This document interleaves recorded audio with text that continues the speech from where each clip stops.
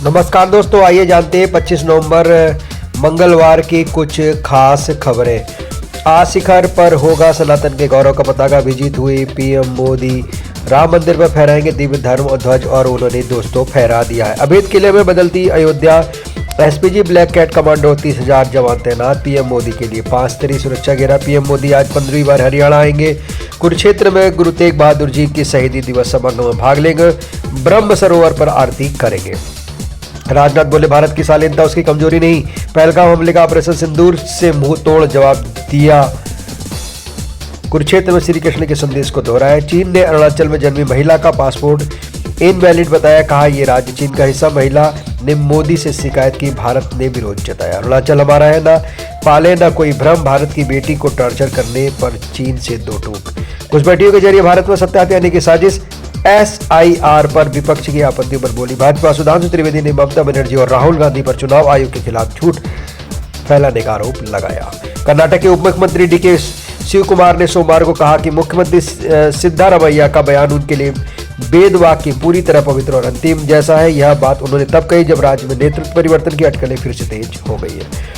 शिव कुमार सिद्धारमैया के उस बयान पर प्रतिक्रिया दे रहे थे जिनमें उन्होंने कहा था, अगर पार्टी हाईकमान फैसला करता है तो मुख्यमंत्री पद पर बने रहेंगे। मुख्यमंत्री ने यह भी कहा था, नेतृत्व को लेकर अंतिम फैसला हाईकमान का ही होता है और वह अपने मुख्यमंत्री को उसे स्वीकार करना होगा। पत्रकारों की ओर से पूछे गए सवाल में शिव कुमार ने कहा, एक बार उन्होंने सिद्धारमैया कह दिया तो वह हमारे लिए वेद वाक्य है।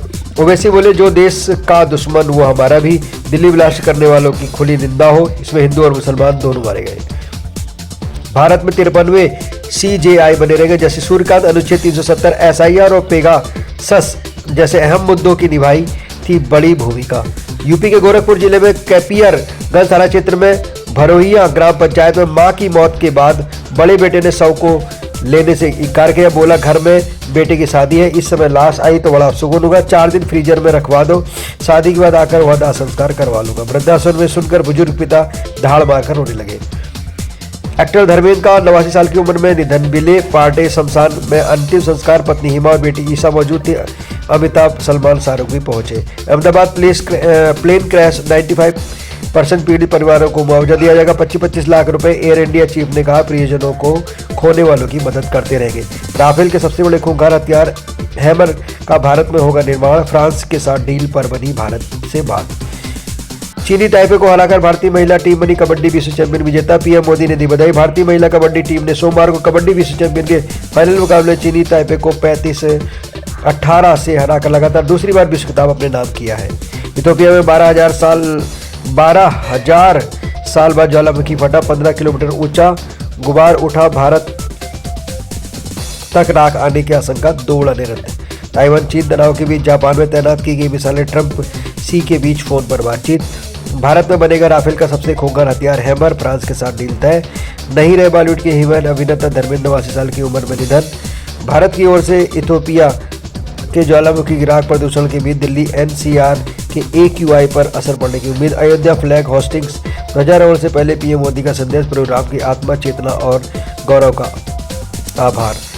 44 जगह एक ही महिला। बंगाल में AQR स्कैन से वोट चोरी का काला खेल। बिरगांव एक महिला 44 वोट और कह रहे हैं बीजेपी वोट चोरी कर रही है। इसे कहते हैं एक तो चोरी ऊपर से सीधा चोरी। बंगाल में कटेंगे 10 लाख नाम।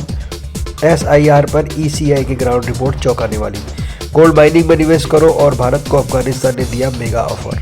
27वें संविधान संशोधन में चुनौती खारिज। सुप्रीम कोर्ट ने कहा, याचिका फेडरल कॉन्स्टिट्यूशन कोर्ट में दर्ज।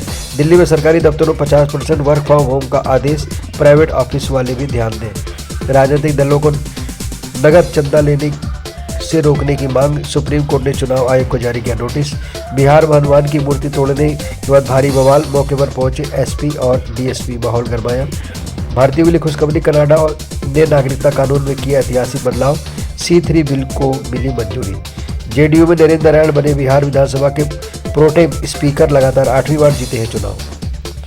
India versus South Africa, second test day, 3 stumps. दक्षिण अफ्रीका के बिना विकेट खोए 26 रन, 314 रन की बढ़त। दोस्तों, ये थे आज के प्रमुख समाचार। उम्मीद करता हूँ दोस्तों ये समाचार आपको पसंद आए। धन्यवाद। जय हिंद, जय भारत।